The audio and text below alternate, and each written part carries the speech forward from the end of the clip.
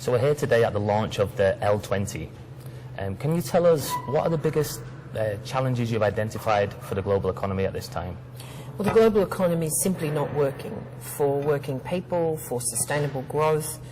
We're not tackling climate. We're not dealing with the trauma of unemployment, of the exclusion of young people.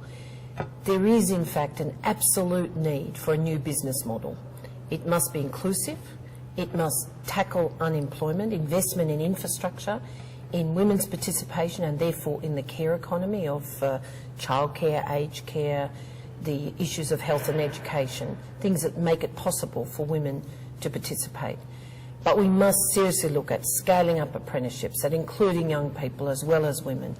And of course, if we don't tackle climate, if you don't deal with the issue of transition to a zero carbon future, then it's very simple for the labour movement. There are no jobs on a dead planet. But we know investment in the future, a sustainable future, will drive jobs. And of course, in order to kickstart demand and growth, we need income. You can't have the economy working for the 1% and everybody else excluded. I was very happy to hear the Deputy Prime Minister identify the issues of inequality, of inclusion, of wages and indeed of social protection at the L20 this morning. So to what extent do Turkey's G20 presidency priorities mirror L20's own priorities for this year? Well, the Prime Minister leaving Australia gave us some hope. He indicated that certainly jobs would be on the agenda and inclusive growth.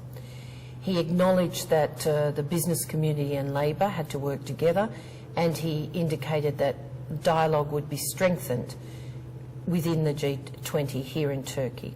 He also was not afraid to talk about climate.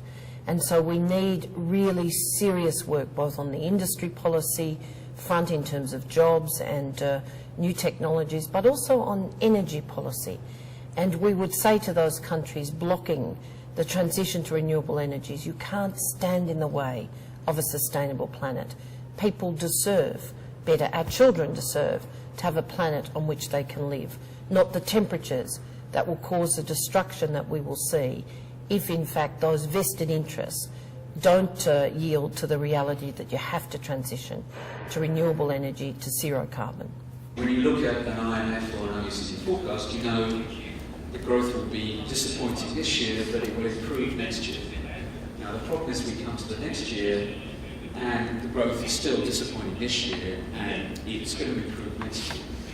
So I think that's a challenge when you talk about trust, that people do not believe in the forecasts of the international institutions. One of the guiding principles of Turkey's G20 presidency is this idea of inclusiveness. How does that relate to the L20? Well, it's a key point, and I think one of the great weaknesses of the economic development models we've been experiencing the last few years has been it's really the gains of growth have gone to a very small proportion of the population. So the United States, the top 1% has gained nearly half of all income gains over 30 years. And now I think it's understood that that sort of rise in inequality is not just socially bad and politically dangerous, but it's also economically bad. And the OECD has produced figures which shows that higher inequality actually reduces economic growth. So in a way, inclusiveness is trying to find a new model which actually makes sure that growth is fairly distributed by strengthening labour markets, strengthening employment, making sure quality employment is the centre of policy, and also trying to use institutions like collective bargaining, well-set minimum wages in the labour market to actually ensure that wages grow in line with productivity. So really, I think it fits very well with our main concerns, which is not only that our G20 countries are not producing enough jobs, but often they're the bad jobs, they're bad quality jobs, and that wages are not rising in line with productivity and with growth.